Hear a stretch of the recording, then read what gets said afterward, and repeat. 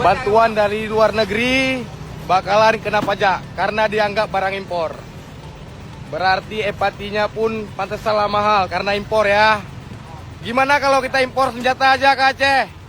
Bakalan dikenain pajak nggak? Rakyat di sini rumahnya udah nggak ada lagi. Harta benda nggak ada lagi. Pak Mualim, gimana Pak Mualim? Naik utang lagi kita. Cocok, best in the best. Kita impor AK-47 saja. Kita lawan siapa yang jalim? Gimana? Mualim, imporlah senjata AK-47. Kalau ada jaringan di Adam Hell, suruh impor senjata. Gak ada cara. Makanya mereka takut untuk menetapkan status bencana nasional. Takut NGO masuk ke Aceh, takut PBB masuk ke Aceh. Bila orang itu masuk ke Aceh, disitulah merdeka kita. Besar kesempatan. Mungkin kalian sering bertanya, salah satu alasan kenapa sih Provinsi Aceh selalu minta pisah dengan Indonesia? Apa penyebabnya? Dan kenapa sempat terjadi konflik di Aceh, teman-teman ya? Kalian bisa ngelihat sendiri bagaimana zolim pemerintahan kita. Aku benar-benar nggak habis pikir guys, ya. Walaupun kalian bertanya-tanya apa alasannya, ini kalian lihat sendiri alasannya apa. Bantuan yang mau masuk untuk menolong masyarakatnya bisa-bisanya kena pajak. Gila nggak tuh? Ya, kemana sih hati nurani kalian, wahai para pemimpin-pemimpin negeri ini? Kalian coba pikirkan ya, di Aceh, dimanapun itu semua pada kelaparan kena bencana. Kalian tidak menetapkan bencana nasional, tapi kalian jangan sezolim ini. Ada bantuan masuk ke daerah, bahkan kalian minta pajak. Memang setan, dajjal aja hormat sama kalian, nggak ngerti aku. Belum lagi Provinsi Papua, teman-teman, mereka kaya hasil alamnya tapi mereka tidak bisa merasakannya. Teman-teman bisa merasakan bagaimana penderitaan masyarakat Papua sampai sekarang belum damai juga. Jadi untuk teman-teman dimanapun berada, khususnya masyarakat Indonesia, mohon maaf, mungkin orang Aceh sampai detik ini masih menuntut kemerdekaan, ya ini salah satunya guys. Aku juga kadang-kadang gak habis pikir ya, apalagi pimpinan-pimpinan ini kadang-kadang gak ngotak, apalagi para menteri ini yang gak ada malunya. Setelah bacotnya keluar, gak sampai sejam kemudian klarifikasi minta maaf.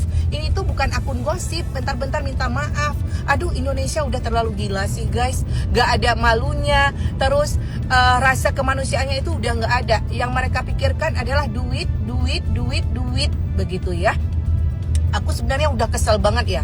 Kalau seandainya Jumpa pengen... Warga diaspora Indonesia yang tinggal di berbagai negara telah menyuarakan kekecewaan atas kebijakan pemerintah terkait pengiriman bantuan ke daerah-daerah yang terkena bencana di Sumatera. Sebab, bantuan kemanusiaan yang dikirim dari luar negeri dikabarkan masih dikenakan pajak impor. Alasannya, bantuan tersebut diklasifikasikan sebagai barang impor. Bahkan, saat pengiriman tersebut ditujukan untuk upaya bantuan darurat. Hal ini dirasakan oleh diaspora Indonesia yang menetap di Singapura. Salah satu diaspora bernama Vika mengatakan bahwa bantuan yang dikirim dari luar Indonesia akan dikenakan pajak oleh pemerintah. Apabila ada donasi dari diaspora dan bencana banjir Sumatera belum ditetapkan sebagai bencana nasional, maka bantuan akan dikenakan pajak, tulisnya pada unggahan Instagramnya @ffawzia07. Pengenaan pajak untuk pengiriman bantuan korban banjir Sumatera juga telah membatasi inisiatif para diaspora. Hingga kini, diaspora hanya bisa membantu dengan cara berdonasi uang untuk para korban. Pernyataan ini juga turut diunggah oleh akun Instagram @visualinspirasi. Disebutkan, kebijakan ini telah menciptakan hambatan signifikan bagi komunitas diaspora yang ingin membantu. Vika menjelaskan bahwa prosedur perpajakan dan bea cukai seringkali memperlambat kedatangan bantuan penting, sehingga menyulitkan bantuan untuk mencapai korban tepat waktu. Akibatnya, banyak warga Indonesia di luar negeri merasa patah semangat, meskipun mereka bersedia berkontribusi dengan cepat ketika terjadi bencana. Dalam kondisi darurat yang menuntut respons cepat, kendala administratif semacam ini justru memunculkan pertanyaan mengenai sejauh mana keberpihakan negara terhadap gerakan kemanusiaan yang lahir dari masyarakat. Komunitas diaspora menilai bantuan untuk penanganan bencana semestinya tidak disamakan dengan aktivitas impor yang bersifat bisnis. Karena itu, mereka mendesak pemerintah agar menghadirkan kebijakan khusus, seperti pembebasan pajak, penyederhanaan proses kepabeanan, atau jalur darurat bagi pengiriman bantuan kemanusiaan.